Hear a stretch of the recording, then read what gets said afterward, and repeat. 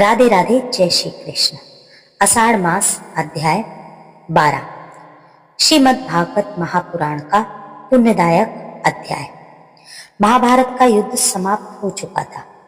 कुरुक्षेत्र की धरती शांत थी, लेकिन धर्मराज युधिष्ठिर का मन अशांत था। उन्हें लगता था कि इस युद्ध में हुए विनाश के लिए वही जिम्मेदार है। भगवान श्री कृष्ण समझ गए कि युधिष्ठिर के मन का यह बोझ केवल एक ही व्यक्ति दूर कर सकता है, महान ज्ञानी, धर्म के साक्षात स्वरूप भीष्म पितामह।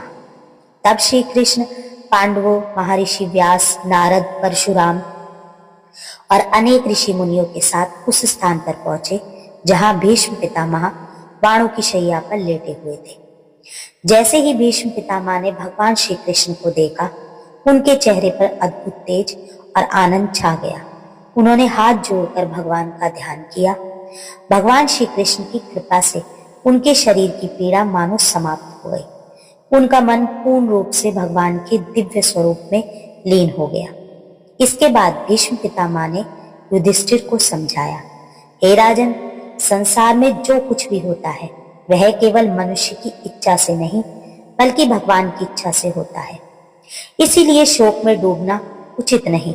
धर्म का पालन करते हुए अपने प्रजा की रक्षा करना ही राजा का सबसे बड़ा कर्तव्य है। फिर उन्होंने राजधर्म, मोक्ष धर्म, दान धर्म और जीवन के अनेक गुण रहस्यों का विस्तार से वर्णन किया। भीष्म पितामह ने कहा कि राजा को न्यायप्रिय, दयालु और सत्यनिष्ठ होना चाहिए। जो राजा धर्म के अनुसार शासन करता है, उसकी प्रजा सुखी रहती है और भगवान भी उस पर प्रसन्न होते हैं। समय बीतता गया। जब सूर्य उत्तरायण में प्रवेश कर गए, तब भीष्म पितामह ने समझ लिया कि अब उनके पृथ्वी से विदा होने का समय आ गया है। उन्होंने अपने समस्त इंद्रियों को रोक लिया और अपने मन को केवल भगवान श्री कृष्ण के दिव्य स्वरूप में स्थिर कर दिया। वह भगवान का उसी रूप में ध्यान करने लगे।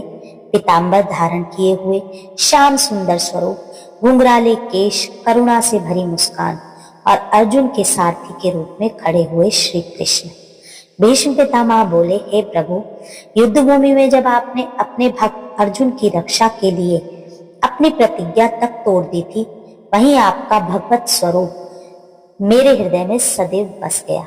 मैं उसी रूप का ध्यान करता हूँ। उनकी आंखों से प्रेम के आंसू बहने लगे। चारों ओर उपस्थित ऋषि मुनि और देवता इस अद्भुत दृश्य को देख रहे थे और फिर भगवान श्री कृष्ण के दिव्य स्वरूप का ध्यान करते करते भीष्म पितामह ने अपने प्राण भगवान में ही समर्पित कर दिए। आकाश से पुष्पों की वर्षा होने लगी।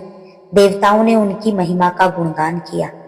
पांडवों की आंखें नम थी, लेकिन उनके हृदय में यह संतोष था कि भीष्म पितामह को स्वयं भगवान श्री कृष्ण के साक्षात दर्शन के साथ परम गति प्राप्त हुई।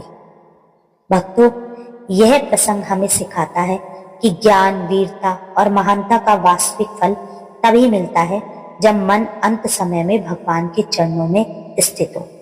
जीवन में चाहे कितनी भी कठिनाइयां आए, यदि हमारा विश्वास भगवान पर अटूट है तो वही हमें सही मार्ग दिखाते हैं, और जो अंतिम क्षणों में भगवान का ध्यान करता है उसे परम शांति और परम गति प्राप्त होती है।